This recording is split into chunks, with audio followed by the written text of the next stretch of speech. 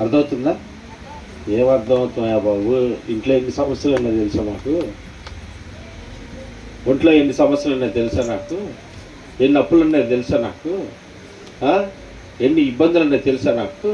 ఇక్కడికి రావటం పాపం మొదలు పెడతారు బైబిల్ తీసి. అట్ట ఉండకూడదు, ఇట్ట ఉండకూడదు, ఎట చేయకూడదు, అట చేయకూడదు, అట్ట మాట్లాడకూడదు, ఇట్ట మాట్లాడకూడదు అన్నాడు. నా ఒంట్లో రోగాలు ఎవడు తెస్తాడు? నా ఇంట్లో సమస్యలు ఎవడు తెస్తాడు? మా ఆయన్ని ఎవడు మారుతాడు? నా పిల్లలు ఎవడు చదివిస్తాడు? ఇవన్నీ ఎవడు చదువుతాడు? అనిపించట్లేదా? అనిపించింది, ఖచ్చితంగా అనిపించింది. దేవుడి స్తోత్రం కలిగి. దేవుని వాక్యం చెప్తుంది తెలుసా? ఏం చెప్తుంది? నీతిని, రాజ్యాన్ని అప్పుడు, ఎప్పుడు? ఇది ఏం చెప్తున్నాడో, ఇప్పుడు దాకా ఏం చెప్పాడో అలా ఎప్పుడైతే నువ్వు వస్తావో అప్పుడు అవి అన్నీయు. ఏమన్నాడు? అప్పుడు అవి నేను ఏంటి అంట? అప్పుడు అవి అన్నీయు అని ఉంది అక్కడ. అన్ని కొన్నల్లా, ఇన్నల్లా, అన్నీయు అన్నాడు. దేవుడికి స్తోత్రం కలుగుతుంది. అప్పుడు అవన్నీ మీకు అనుగ్రహించబడతాయి అన్నాడు. దేవుడికి స్తోత్రం. కానీ మనం ఏం చెప్తా ఉంటాం? వాక్యం చదువుతున్నప్పుడు ఆడికి పెట్టాలంటే, ఈడికి పెట్టాలంటే, ఆమె చూడాలంటే, ఇలా చూడాలంటే, ఇలాగ చేయాలంటే, వాళ్ళకి చేయాలంటే, హల్లెలూయా హల్లెలూయా. మంచి మాటలు బాగా చెప్పారయ్యా, స్తోత్రం. లోపల మాత్రం కడుపు దెబ్బ దెబ్బతో ముండుతూ ఉంటుంది పక్కన వచ్చి. కానీ ఏమంటాం దేవుడి స్తోత్రం అంటే హల్లెలూయా ఆమేన్. అంతేకాని మన బాధలు మనం పడతారో బాబు, ఇక్కడేమీ ఉండదు. ఇంతేనా? సత్యాన్ని నేను ఎప్పుడైతే తెలుసుకుంటామో, ఎప్పుడైతే దాన్ని అనుసరించి నడుస్తామో, దాని వెనక మళ్ళీ జరిగే ప్రతిఫలం, దాని నుంచి జరిగేటటువంటి ప్రతి క్రియను చూసినప్పుడు నీకు అర్థమవుతుంది, అమ్మో ఎంత గొప్ప సంపద ఉందా ఈ వాక్యానుసారంగా నడిస్తే అని. దేవుడి స్తోత్రం. కానీ ఆ వాక్య విలువ, ఆ వాక్య రుచి ఎరగనంత వరకు మనకేంటి తెలుసా? నా సమస్యలు ఏంటో, నా పిల్లలు ఏంటో, నా కుటుంబం ఏంటో, నా బాధలు ఏంటో, ఈ రోగం ఏంటో, ఈ కొట్టు విట్లాడుతాను, వీటి మీద పడి కొట్టుకుంటా, వీటితోనే వెళ్ళిపోతూ ఉంటుంది ఆ విషయం. దేవుడి స్తోత్రం. ఎందుకు తెలుసా? ఒకప్పుడు అట్లా వచ్చాం కాబట్టే ఇవాళ మనకి తెలుస్తుంది. ఒకప్పుడు నేను కూడా ఫస్ట్లో వచ్చినప్పుడు ఇవన్నీ చేసుకుంటూ వచ్చినవాడు, అట్ట ఉండేటువంటి ఇవన్నీ ఎవడు చేస్తాడయ్యా, ఎవడు తిరుగుతాడని నేను తిరుగుబాటు చేస్తున్నాను ఒకప్పుడు గట్టిగా. తెలుసా? నేను ఏమైనా తెలుసా? వచ్చినప్పుడు డబ్బులే ముఖ్యమనేవాడిని. ఏసైతే ప్రార్థనలో కూర్చుంటే వాదన కూర్చునేవాడు అంతే. ఎక్కడ కూర్చుని తెలుసా?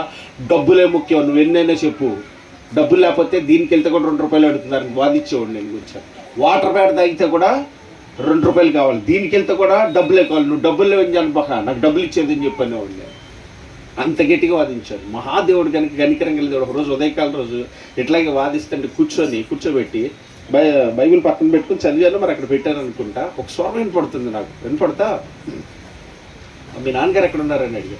మా నాన్నగారు లోపల కూర్చొని ప్రార్థన చేసుకుంటారు. నాన్న నీళ్ళ మాట్లాడుకుంటున్నాను. మీ అమ్మగారు ఎక్కడ ఉన్నారు? మా అమ్మగారు కూరగాయలకు వస్తున్నారు. మీ ఆవిడ ఏం చేస్తుంది? అదిగో ఉద్యోగానికి రెడీ అవుతుంది.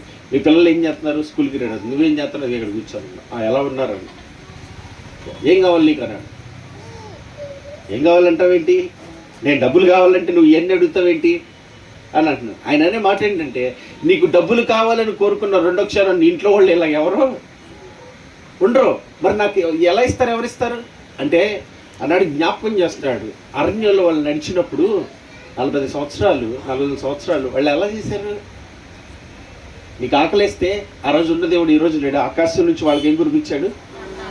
మన్నాను కురిపించినటువంటి దేవుడు. నీకు కురిపించడం అవసరం అయితే కాకుల చేత ఏలేని పోషించి 2 పోషించడా? మంచినీళ్ళకి 2 రూపాయలు అంటున్నా. ఆ రోజు బండను కొడితే నీళ్ళు వచ్చింది. రోగం వస్తే అన్న నాకు కలిగిన గాయాలు నీకు స్వస్థత. అవన్నీ మాటలు చెప్తే ఫీజులు గాలిలోకి ఎగిరిపోయి దేవుడి కృపను బట్టి ఇంకెప్పుడు అడగాల్సిన అవసరం మనకి లేదు. ఇక దేవుడికి స్తోత్రం కలిగిన సమస్తం ఆయనే చూసుకునే దేవుడు. మనకేంటంటే సత్యం అనేది మనకి నేనే సమకూర్చుకోవాలి, నేనే కష్టపడాలి, నేనే పోషించుకోవాలి, నేనే చూసుకోవాలి, నేనే నడిపించుకోవాలి, నా వల్లే నడిచిపోద్ది పరిచర్య అంతా, నేనే చేసేసుకోవాలి, నేనే నా వల్ల గడ్డి పోసుకోవడం ఏమి అది ఎప్పుడైతే మనం తెలుసుకుంటామో నా వల్ల ఏం కాదురా, ఆయన కృపని బట్టి, ఆయన దయని బట్టి, ఆయన శక్తిని బట్టి, ఆయన చేసినటువంటి మన ఎడలు చూపిన ప్రేమను బట్టి, కార్యాన్ని బట్టి ఎప్పుడైతే ఆయన మీద అనుకుంటామో అన్నిటినీ ఆయన చక్కగా నడిపిస్తాడు. అది ఎప్పుడు అర్థమైందో తెలుసా? ఇప్పుడు చెప్పబడిన ప్రతి మాటని జాగ్రత్తగా అనుసరించి నేను నడుచుకుంటే దేవుడికి స్తోత్రం కలుగును గాక. హల్లెలూయా. జ్ఞాపకం చేసుకుంటుంది. బయట అయితే ఇంత ఆయాస ప్రయాస ఉండదు. నీ కుటుంబాలు దీవించబడును గాక అనగా నీళ్ళు ఉప్పొంగిపోద్దిక సంతోషం వచ్చేసింది, ఆమెన్ అంటూ చక్కగా వెళ్ళిపోతాం.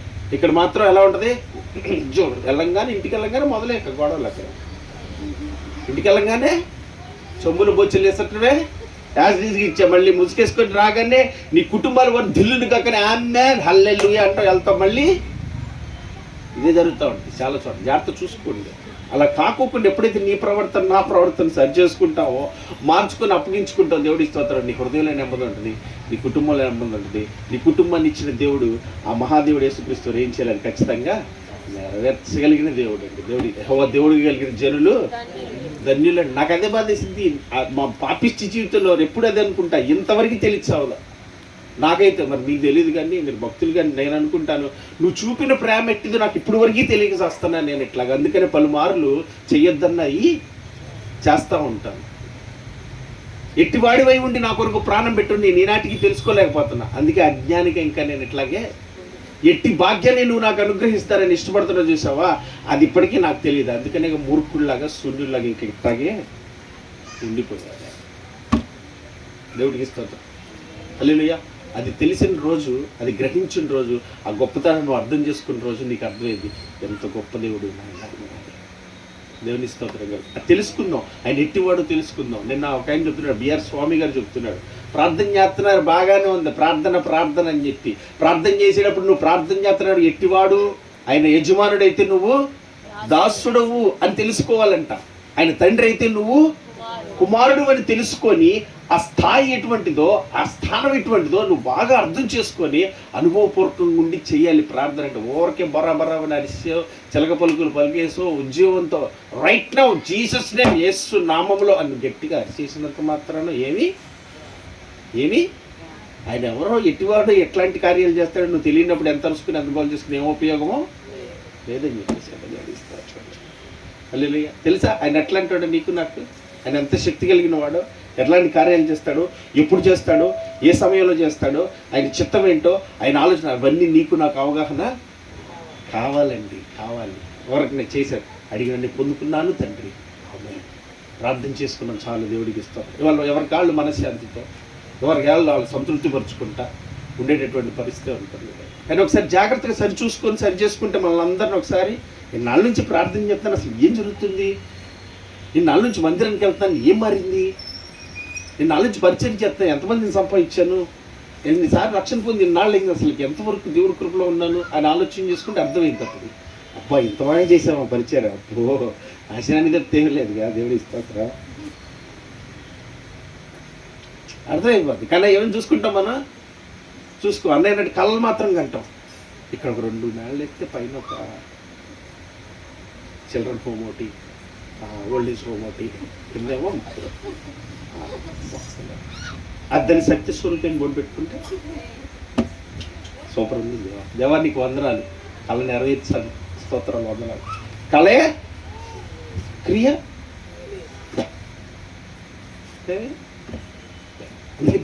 జాగ్రత్త జ్ఞాపకం చేసుకొని, జాగ్రత్త పరీక్షించుకొని, పరిశీలించుకొని, వాక్యానుసారంగా ఉన్న చూసుకొని నడుచుకుంటాం మంచిది. లేదంటే రేపొద్దున ఇంత బతికాక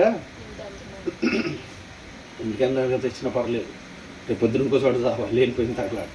అందుకని ఆయన పోకుండా జాగ్రత్తగా సత్యాన్ని ఎరుగుదాం, సత్యాన్ని అనుసరించి నడుదాం, ఆయన మాటకు లోబడదాం, ఆయన చిత్తాన్ని నెరవేర్చి ఆయనతో ఉండే భాగ్యం కొరకు మనందరం సిద్ధపడతాం. దేవునికి మహిమ కలిగింది. ఒక ప్రార్థించుద్దాం.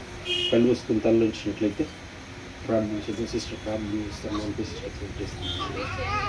ఓకే. దేవుని స్తోత్రం. నేనే ప్రార్థన చేసి ముగించేస్తాను. మీరు అందరూ కళ్ళు మూసుకుని ఏకీవించినట్లయితే ప్రార్థించేద్దాం. మహోన్నతుడు మా గొప్ప దేవ తండ్రి, నీకే వందనాలు, స్తోత్రాలు చెల్లిస్తున్నా. నీ వాక్యపు వెలుగులో మమ్మల్ని ఇంకోసారి చూసుకోవటానికి, జాగ్రత్తగా సరి చేసుకోవటానికి మీరు మాకు ఇచ్చినటువంటి శ్రేష్టమైన సమయాన్ని, తరుణాన్ని బట్టి నీకే వందనాలు, స్తోత్రాలు చెల్లిస్తున్నాను నాయన. అపారమైన నీ ప్రేమకు, కృపకి వందనాలు. పోగొట్టుకున్న సహవాసాన్ని నాయన, ఆ కోల్పోయిన స్థితిని మళ్ళా మాకు దయచేయ నిమిత్తం నాయన, మా ప్రవర్తన సరిచేస్తూ జాగ్రత్తగా చూసుకొని నడిపిస్తున్న విధమంతటిని బట్టి నీకే వందనాలు, స్తోత్రాలు చెల్లిస్తున్నాను. నేను నడవలసిన మార్గమును నాకు బోధించినందుకు నీకు వందనాలు. నేను ఎలా ప్రవర్తించాలో, మేము ఎలా జీవించాలో, ఎలాగ నడుచుకోవాలో మాకు నేర్పిస్తున్నారు. మా చుట్టుపక్కల ఉన్న వాళ్ళ పట్ల, అయ్యా మా సంఘంలో ఉన్న వారి పట్ల, మేము పనిచేసే వారి పట్ల, అయ్యా అన్నిటిలో అంతట్లో ఎలా ఉండాలో అని నువ్వు బోధిస్తున్నావో అలాగ ప్రేమ కలిగి, దయ కలిగి, జాలి కలిగి, కరుణ కలిగి ఉండటకు సహాయం చేయండి. అలా ఉండటం నా వలన కాదు నాయన, నీకు స్తోత్రాలు చెల్లిస్తున్నా. నీవు నాకు ఆశ్రయదుర్గమైన దేవుడుగా నాకు తోడుగా ఉండి అతన్ని నన్ను నడిపించడం శక్తి కలిగిన దేవుడు అని నమ్మి నీ పాదాల చెంత పెడుతూ ఉండగా ఈరోజు విన్న ప్రతి మాటను మా హృదయంలో చేర్చుకొని మా చుట్టుపక్కల ఉన్న వారందరితో ప్రేమ కలిగి, దయ కలిగి, కనిపెట్టుకొని ఉండి మాకు కలిగిన నీవు ఇచ్చిన దాంట్లో నాయన నీ అందరికీ పెట్టేవారిగా, చేసేవారిగా, సహాయపడేవారిగా ఉండడు సహాయం చేయండి. ఎక్కడ స్వార్థమునో ఆశించేదో నా తండ్రి, గొప్పవారి కొరకు కాక నా తండ్రి బేదలను కరుణించు, బేదలకు ఇచ్చేవాడు ధన్యుడు అంటున్నాడు నా తండ్రి. నాయన అయ్యా నీకే స్తోత్రాలు చెల్లిస్తున్నాను నా తండ్రి. అయ్యా నీ కృపతో నీ మాటలు ప్రతి చోట జ్ఞాపకం చేసుకుని నడుచుకోవటానికి సహాయం చేయి. నాకు అది లేదు, నాకు ఇది లేదు, నాకు అవి లేవు, నాకు ఇవి సమస్యలు, వ్యాధులు, ఇలాంటివన్నిటిని పక్కన పెట్టి నీవేమి చెప్తున్నావు దాన్ని చేయడానికి ముందు మా మనసు పెట్టేవారికి మేము ఉండడానికి సహాయం చేయమని ప్రార్థన చేస్తున్నా. అయ్యా నీతి రాజ్యాన్ని మొదటి వెతుకు సమస్తం ఇస్తానన్నా. నీకేం కావాలో నాకు తెలుసు అన్నావు నా తండ్రి. నాయన మా కొరకు ప్రాణమే పెట్టావు నా తండ్రి. నాయన చివరి రక్త బొట్టు వరకు కార్చావు నాయన. అత్యున్నత సింహాసనాన్ని విడిచిపెట్టి 1000 కోట్ల దూతల స్తుతులను విడిచి మా కొరకు దిగి వచ్చిన మహాదేవుడు నాయన. పాపినైనా మా కొరకు నా తండ్రి, ఎన్నికలేని మా కొరకు నా తండ్రి. నాయన అయ్యా మా కొరకు దిగి వెతుక్కుంటూ వచ్చిన తండ్రి, ప్రాణం పెట్టిన గొప్ప దేవుడు. ఆ ప్రేమను తెలుసుకునే కృపదే. క్రీస్తు ప్రేమ యొక్క లోతు, పొడుగు, వెడల్పు ఎంతో తెలుసుకోండి అంటున్నారు నా తండ్రి. గ్రహించుటకు సహాయం చేయి. నీవు ఎట్టివాడివే ఉన్నావో, ఎట్టి ప్రేమను కనపరిచావో, ఎట్టి భాగ్యాన్ని దయచేస్తున్నావో తెలుసుకొని ఆ ప్రేమకు దాసులో ఉన్నట్లుగా, ఆ ప్రేమకు లోబడి నడుచుకున్నట్లుగా, ఆ ప్రేమ చేత నింపబడి అనేకులకు నాయన సాక్షులుగా ఉండే భాగ్యం అందరికీ దయచేయమని ప్రార్థన చేస్తున్నాను. నాయన బిడ్డలను ఆయన కనికరించండి. అనేక పరిస్థితులు ఉన్నాయి, అనేక స్థితిగతులు ఉన్నాయి, అవసర ఇబ్బందులు ఉన్నాయి. వాటి మీద మనసు పెట్ట నీకు దేవా. చింతాభారము నీ మీద మోపటానికి సహాయం చేయండి. నువ్వు చెప్పింది చేయడానికి సహాయం చేయండి. వాటిలో నువ్వు చేయబోతున్న అద్భుతమైన కార్యాలను బిడ్డలు నాయన చూసి అనుభవించే కృప బిడ్డలకి దయచేయండి.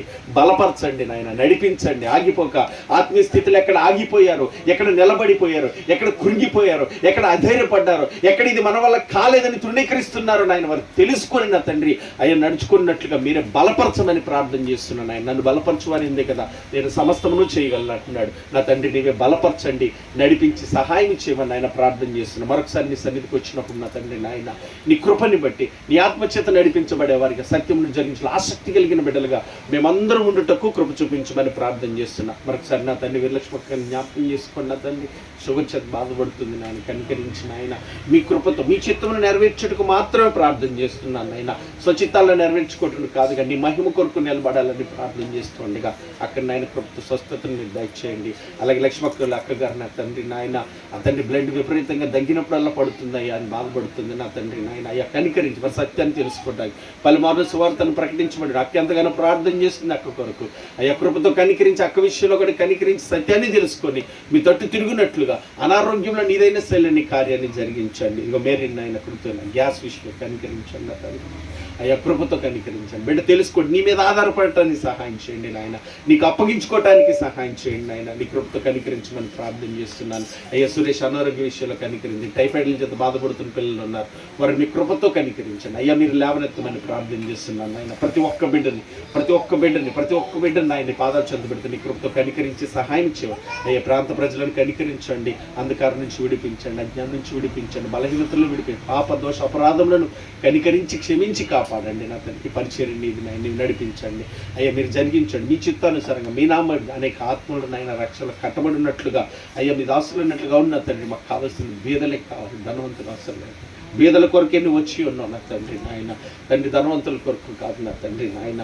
అయ్యా అట్టి వారిని ఇంకా అనేకులను నడిపించండి. ఉండి వాళ్ళకు ఎటువంటి పరిస్థితులు ఉన్నా అయ్యా వారందరూ నీ మందిరం సకల జనులకు ప్రార్థన మందిరం ఉండగా ఆ రీతిగా నీ చిత్తానుసారంగా నడిపించి నీవే జరిగించి సహాయం చేయమని సమస్త ఘనత మహిమ ప్రభావం మీకు ఆపాదిస్తూ వాక్యమిత్తి నీ దాసుని కుటుంబాన్ని కూడా బలపరచండి నాయన. నువ్వు ఇచ్చినటువంటి జ్ఞానమును బట్టి, తలంతులను బట్టి, నీ ప్రేమను బట్టి అయ్యా కృతజ్ఞతాస్తుతులు చెల్లిస్తూ ఇంకా తనున్న ప్రతి స్థలంలోనూ ఆ రీతిగా నీ మహిమ కొరకు నిలబడినట్లుగా మీరే బలపరచండి. బిడ్డలు దీవించిన ఆయన మీ ఆత్మచేత నింపిన ఆయన ఆ చిత్తాన్ని జరిగించేవారిగా నా తండ్రి నాయన, ఆ మహిమగల పరిచయం కొనసాగించేవారిగా నా తండ్రి ఉన్నట్లుగా కృప చూపించి సహాయం చేయమని, అంతటిలన్నింటిలో మీ చిత్తానికి అప్పగిస్తూ అయ్యా మీ కృపతో నడిపించమని యేసుక్రీస్తు పరిశుద్ధ నామం పేరిట కృతజ్ఞతాస్తుతులతో వేడుకుంటున్నాను నా ప్రియపరలోక తండ్రి. ఆమేన్. పరలోకమందున్న మా తండ్రి మీ నామం పరిశుద్ధపరచబడును గాక, మీ రాజ్యం మాకు వచ్చిన గాక, మీ చిత్తమే పరలోకమందు నెరవేర్చున్నట్లు భూమి అందు నెరవేరును గాక. మాకు కావాల్సిన దినహారం నేడు మీరు మాకు దయచేయండి. మడల అపరాధం చేసిన వారిని మీరు క్షమించలాగా మా అపరాధాలు క్షమించుతారు. మీ శోధనలు తెగ కీడు నుంచి తప్పించుతండి. ఎందుకంటే రాజ్యము, బలము, శక్తి, మహిమ నిరంతరం నీవే ఉన్నావు తండ్రి. ఆమేన్. యేసు రక్తమే జయం, శిలువ రక్తమే జయం, ప్రవేశ రక్తమే సంపూర్ణ విషయం. అపవాది వారి క్రియలకనంత నాశనము కలుగును గాక. ఆమేన్. ఆశీర్వాదంతో ముగించుకున్న సర్వసృష్టికర్త అయిన మన తండ్రి అయిన దేవుని ప్రేమయు, సర్వమానవాళి రక్షకుడైన మన ప్రభువైన యేసుక్రీస్తు వారి యొక్క కృపయు, మనల్ని ఆదరించి బలపరిచి మన ఎందు తండ్రి చిత్తమును జరిగించే పరిశుద్ధాత్ముని యొక్క నేను సహవాసము, సన్నిధి, సహాయం కూడి ఉన్న మనకును, వాక్యమని తీర్మానం చేసుకున్న బిడ్డలకు, నీ ప్రాంత ప్రజలకు, ప్రార్థించిన బిడ్డలకును, సకల జనులకు, సకల పరిశుద్ధులకు, వాక్యమిత్ర సేవకుల కుటుంబానికి సదా తోడుగుండి ఆయన ఆత్మచేత నింపి ఆయన చిత్తమును జరిగించి ఆయనతో ఉండే భాగ్యం కొరకు క్రీస్తునందు కృపతో సిద్ధపరచును గాక. ఆమేన్. ప్రేమ సమాధానాల కర్త అయిన దేవుడు మనందరితో నడిపించును గాక. మన బలహీనత ఆయన బలమును పరిపూర్ణపరిచి ఆయన కృపతో జరిగించును గాక. God bless you. దేవుడు మనందరినీ దీవించును గాక. మళ్ళీ యథావిధిగా ఆదివారం ఉదయకాలం 7 గంటల ఆరాధనలో మీరందరూ పొందాలని, మీకు వీళ్ళంత మటుకి సమయానికి వచ్చే ప్రయత్నం చేయాలని ప్రభు కోరి మీ అందరూ ప్రేమపూర్వకంగా ఆహ్వానిస్తున్నాను. God bless you. దేవుడు మీ దీవించునుగా. ఈ సమయంలో స్నాక్స్ పరిచయం త్వరగా కార్యక్రమం.